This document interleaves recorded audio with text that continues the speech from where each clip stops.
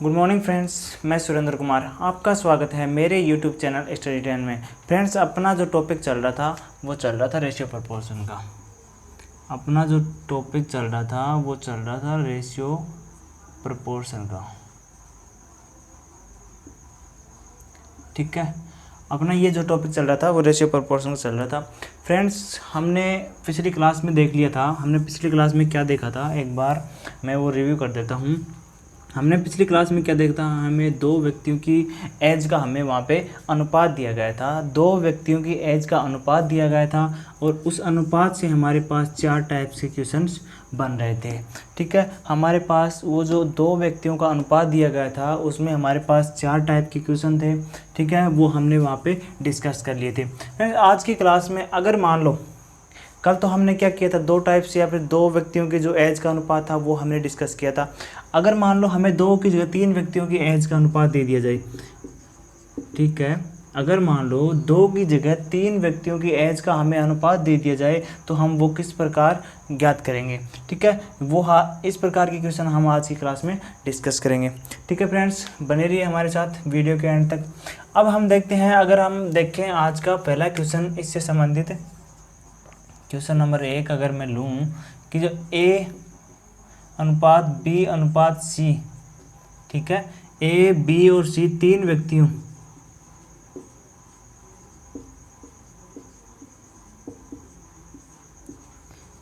व्यक्तियों की आयु का अनुपात है।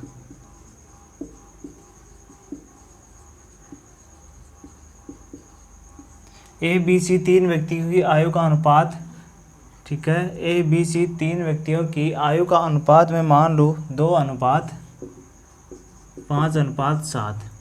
A, B, C तीन व्यक्तियों की आयु का अनुपात 2:5:7 हो तो, ठीक है, तीनों की आयु का योग, तीनों की आयु का योग 56 वर्ष हो। तीनों की आयु का योग 56 वर्ष हो तो A, B और C की आयु बताइए। ठीक है, हमें A और B और C तीनों की हमें आयु निकालनी है। ठीक है फ्रेंड्स, ये हमारा क्वेश्चन नंबर 1 है। इसको हम सॉल्व करते हैं। इसमें हमारे पास क्या दे रखा है, तीन व्यक्ति दे रखे हैं, उनकी आयु का हमें रेशियो दे रखा है और हमारे पास जो उनकी जो आयु का जो योग है, टोटल तीनों का, वो दे रखा है। अब इस क्वेश्चन को अगर हम सोल्व करें तो हमारे पास क्या दे रखा है, A अनुपात B अनुपात C। ठीक है, इनका जो अनुपात है वो 2:5:7 है। अब हमारे पास जो टोटल है, टोटल उनकी तीनों की आयु का योग क्या दे रखा है, वो दे रखा है 56 वर्ष। तीनों की आयु का योग क्या दे रखा है, 56 वर्ष दे रखा है। अब हमारे पास अगर हम रेशियो पे आएँ तो रेशियो पे हमारे पास जो तीनों का जो रेशियो का योग है वो कितना होगा, 5 2 7 7 14। ठीक है, ये 14 हमारे पास क्या आ गया, उनका टोटल, उनकी जो आयु का जो रेशियो है उनका योग हमारे पास क्या आ गया, 14 आ गया। और जो हमारे पास उनकी जो एज का योग दे रखा है वो क्या दे रखा है, ठीक है, वो 56 दे रखा है, 56 दे रखा है। अब हमें क्या यहाँ पे अगर ये जो हमें एज का जो योग दे रखा है, अगर हम योग के नीचे अगर योग का भाग देंगे, अगर हम 56 को 14 से डिवाइड करेंगे तो क्या होगा, हमारे पास 4 एक रेशियो की वैल्यू आएगी। ठीक है, हमारे पास एक रेशियो की वैल्यू क्या आएगी, 4 आएगी। अब हमसे क्या पूछा, A, B और C तीनों की आयु हमें अलग अलग यहाँ पे बतानी है। अगर मैं यहाँ से A की आयु निकालूँ तो A का जो रेशियो है वो क्या है, 2 है। ठीक है, हमारे पास जो रेशियो है वो क्या है, 4 आया है। तो यहाँ से 8 ईयर क्या होगा, 8 ईयर A की आयु होगी। ठीक है, अब यहाँ से अगर B की जो एज निकालूँ मैं तो B का जो रेशियो है वो कितना है, 5 है। हमारे पास रेशियो क्या है, 4 आया है। तो जो 20 ईयर है वो क्या है, वो B की आयु है। अगर मैं इसी प्रकार C की आयु भी निकालूं तो 7 × 4 जो 28 वर्ष होगी। ठीक है, 28 वर्ष होगी, वो क्या होगी, C की आयु होगी। अगर हम इन तीनों को ऐड करेंगे तो हमारे पास क्या आएगा, वही 56 ईयर आएंगे। ठीक है, इनकी जो आयु का योग था हमारे पास, अगर इन सबको हम ऐड करेंगे तो हमारे पास 56 ईयर ही आएगा। ठीक है, इस प्रकार फ्रेंड्स ये हमारा जो पहला क्वेश्चन था उसमें क्या था, हमारे पास तीन व्यक्ति दे रखे थे और तीनों व्यक्तियों को हमने इस प्रकार सॉल्व कर लिया। क्वेश्चन का पैटर्न वही है जो कल क्वेश्चन में पैटर्न था, कल 2 वालों में पैटर्न यही था और 3 वालों में पैटर्न यही है। पैटर्न में कोई बदलाव नहीं है फ्रेंड्स। लेकिन हमारे पास यहाँ पे अगर एग्जाम में बदलाव होगा तो वो क्या होगा, हमारे पास 2 की जगह 3 व्यक्ति, 3 की जगह 4 व्यक्ति, कितने भी व्यक्ति दे सकते हैं, हमें उनका अनुपात निकलवा सकते हैं, उनसे प्रत्येक की आयु निकलवा सकते हैं। ठीक है फ्रेंड्स, चलते हैं नेक्स्ट क्वेश्चन के ऊपर। अगर मैं क्वेश्चन नंबर 2 आज का लूँ,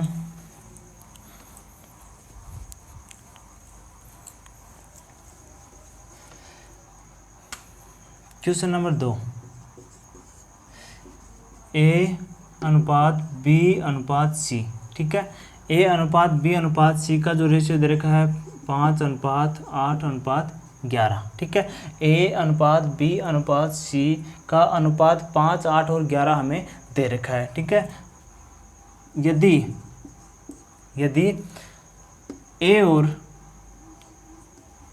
ए तथा बी की आयु का अंतर,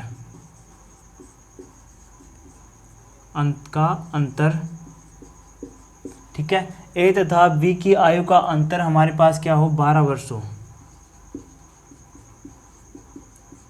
ए तथा बी की आयु का अंतर 12 वर्ष हो तो सी की आयु बताइए। ठीक है, ए तथा बी की आयु का अंतर हमारे पास क्या दे रखा है, 12 वर्ष दे रखा है, और हमारे पास जो तीनों का रेशियो 5, 8 और 11 दे रखा है, और हमसे क्या यहाँ पे सी की आयु पूछी गई है। अगर मैं इस क्वेश्चन को सोल्व करता हूँ तो क्वेश्चन का पैटर्न हमारे पास वही रहेगा, क्योंकि कल की क्लास में भी हमने वहाँ पे डिफरेंस वाले क्वेश्चंस देखे थे कि हमने अगर ए और बी का जो अनुपात दे रखा है, अगर इन दोनों की आयु का अंतर हमें दिया जाए या फिर रेशियो में अंतर हम निकालेंगे, और हमें जो क्वेश्चन में जो अंतर दिया जाएगा अगर हम उसको बटे में करेंगे तो हमारे पास क्या आ जाएगा, उसके एज का जो एक रेशियो की वैल्यू आ जाएगी। ठीक है, अगर मैं इस क्वेश्चन को सोल्व करता हूं तो हमारे पास रेशियो क्या दे रखा है, ए अनुपात बी अनुपात सी दे रखा है। ठीक है, ए बी और सी क्या दे रखा है, रेशियो हमें दे रखा है, क्या दे रखा है, 5, 8 और 11। अब क्या बोल रहा है, जो ए है, ए तथा बी की जो आयु का अंतर है, ए और बी की आयु का अंतर है वो क्या दे रखा है, हमें 12 वर्ष दे रखा है।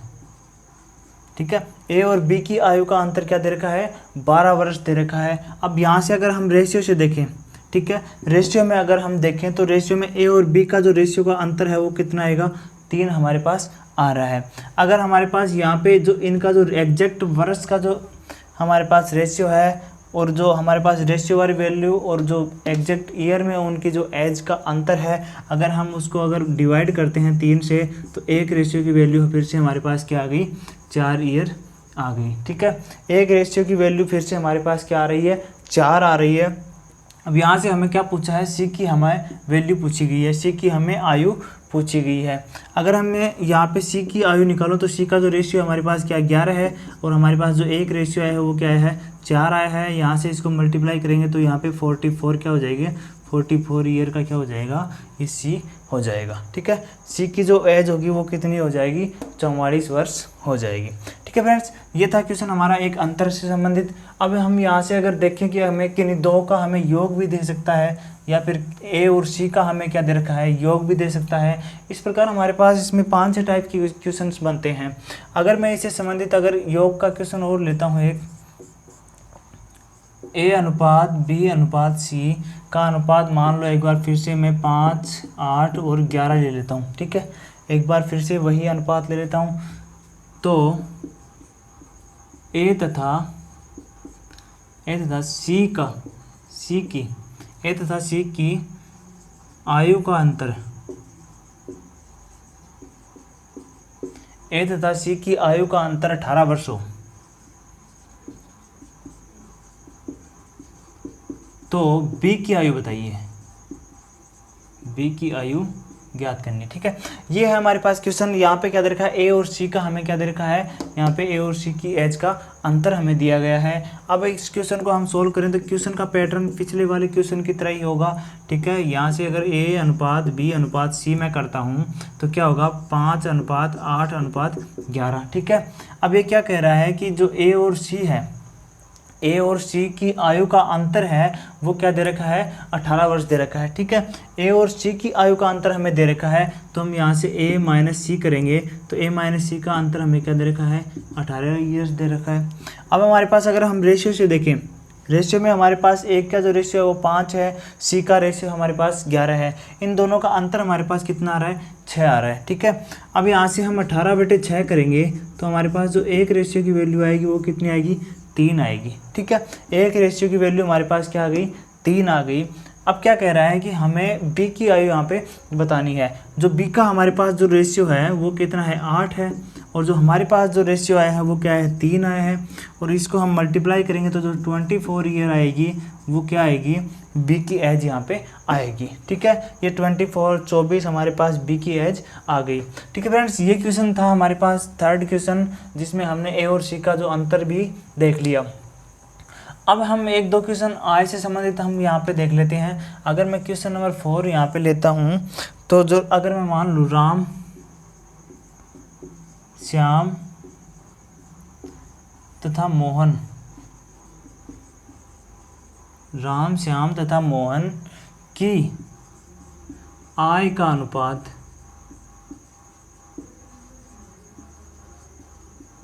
राम श्याम तथा मोहन की आय का अनुपात क्या दे रखा है, अगर मान लो 4:7:9 दिया जाए। ठीक है, राम श्याम तथा मोहन की आय का अनुपात क्या दिया जाए, 4:7:9 हो तो, ठीक है, तो यदि तीनों की कुल आय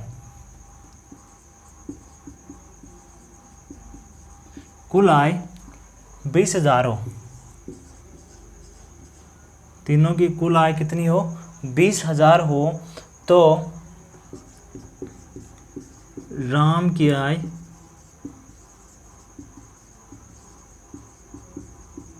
बताएं। ठीक है, ये हमारे पास क्वेश्चन नंबर 4 क्या दे रखा है, जो राम श्याम और मोहन है उन तीनों की जो आय का जो अनुपात हमारे पास है वो 4:7:9 हो, तो यदि तीनों की कुल आय क्या है, 20,000 है, तो हमें राम की क्या बतानी है, आय बतानी है। अब इस क्वेश्चन को मैं सोल्व करूं, ठीक है, तो हमारे पास जो राम है, राम श्याम और मोहन, ठीक है, ये तीनों अनुपात में हैं, तो ये क्या होगा, 4:7 ये है 9। ठीक है, अब हमें क्या दे रखा है, इन जो तीनों की जो आय है, तीनों की टोटल आय क्या है, 20,000 है।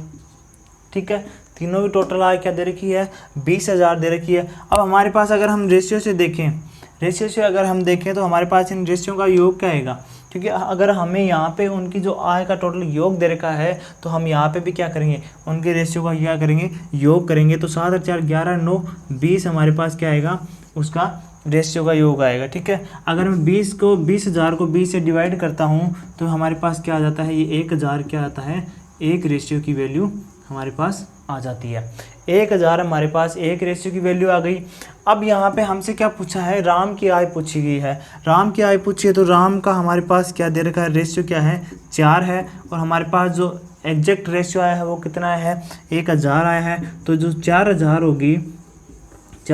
होगी वो क्या है, राम की आय 4,000 हो जाएगी। ठीक है फ्रेंड्स, ये हमारे पास आय से संबंधित क्वेश्चन था। अब यहाँ पे अगर मैं मान लो यहाँ पे आय का हमें क्या दिया जाए, अंतर दिया जाए, अगर हमें आय का अंतर दिया जाए तो हम वो क्वेश्चन किस प्रकार सोल्व करेंगे। ठीक है, देखते हैं नेक्स्ट क्वेश्चन।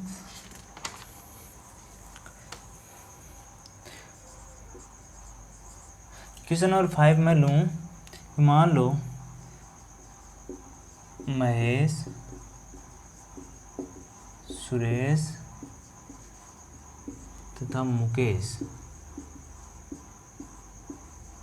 की आय का अनुपात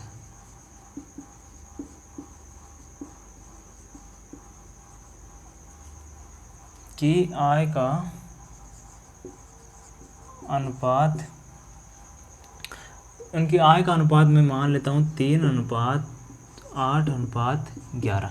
ठीक है, महेश, सुरेश तथा मुकेश की आय का अनुपात क्या है, 3:8:11 हो, तो 11 है, ठीक है।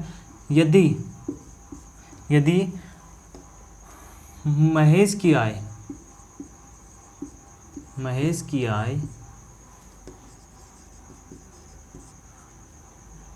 तथा मुकेश की आय का अंतर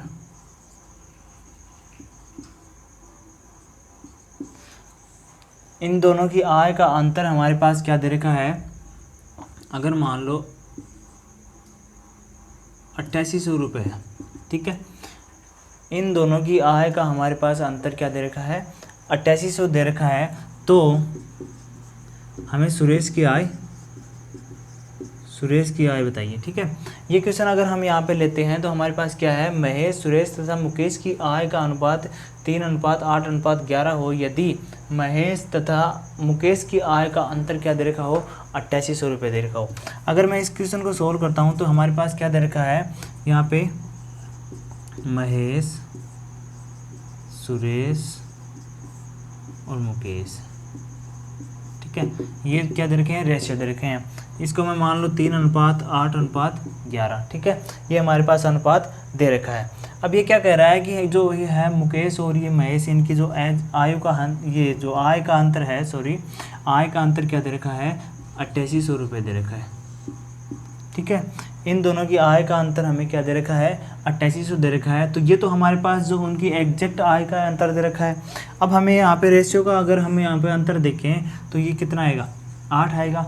रेशियो में हमारे पास इन दोनों की आय का अंतर क्या आ रहा है, 8 आ रहा है, और एग्जैक्ट हमारे पास क्या आ रहा है, 88 आ रहा है। अगर मैं इसे 8 से डिवाइड करता हूँ तो ये क्या होगा, 1100 यहाँ पे 1 रेशियो आएगा, ठीक है। 1100 रुपये क्या आएगा, 1 रेशियो की वैल्यू आ गई। अब यहाँ पे हमसे क्या पूछा गया है, हमसे पूछा गया है सुरेश की आय, ठीक है।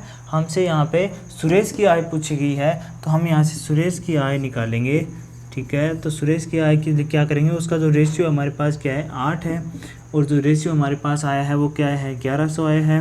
अगर हम इसको मल्टीप्लाई करेंगे तो हमारे पास जो 8800 आएगा वो क्या आएगा, यहाँ पे सुरेश की आय 8800 आ जाएगी, ठीक है फ्रेंड्स। ये था हमारे जो आज का टॉपिक। उसमें हमने देखा है कि 3 जो अगर व्यक्ति दिए जाएं, उनकी जो एज दी जाए या फिर उनकी जो आय दी जाए, उसका अगर हमें रेशियो दिया जाए तो हम उसके वैल्यू किस प्रकार निकालेंगे, ठीक है। अब ये तो था हमारे जो आज की क्लास का सेशन। अब फ्रेंड्स एक बार मैं रिव्यू कर देता हूँ कि हम नेक्स्ट क्लास में किस प्रकार के क्वेश्चन देखने वाले हैं। नेक्स्ट क्लास में हम वहाँ पे क्वेश्चन देखने वाले हैं कि मान लो हमारे पास कोई 3 व्यक्ति हैं, उनकी जो एज का क्या दे रखा हो, रेशियो दे रखा हो।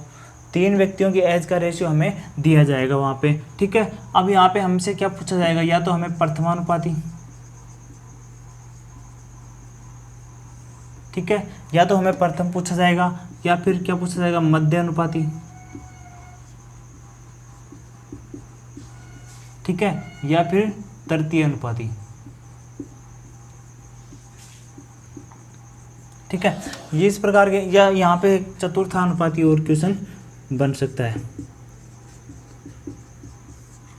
ठीक है। इस प्रकार के क्वेश्चन हमें वहाँ पे दिए जाएंगे। और यहाँ पे हम अगर देखेंगे तो क्या मिक्सर के क्वेश्चन भी दिए जा सकते हैं, जैसे मान लो A अनुपात B, ठीक है, B अनुपात C अनुपात A, ठीक है। इस प्रकार के क्वेश्चन हमें दिए जाएंगे। यहाँ से हमें क्या पूछा जाएगा, A अनुपात B अनुपात C की क्या पूछी जाएगी, वैल्यू पूछी जाएगी। इस प्रकार के क्वेश्चन हम फ्रेंड्स हम नेक्स्ट क्लास में डिस्कस करने वाले हैं, ठीक है फ्रेंड्स। वीडियो अगर पसंद आया हो, अच्छा लगा हो तो कृपया करके दिल से लाइक और शेयर कर दीजिएगा। थैंक यू, धन्यवाद। मिलते हैं नेक्स्ट वीडियो में।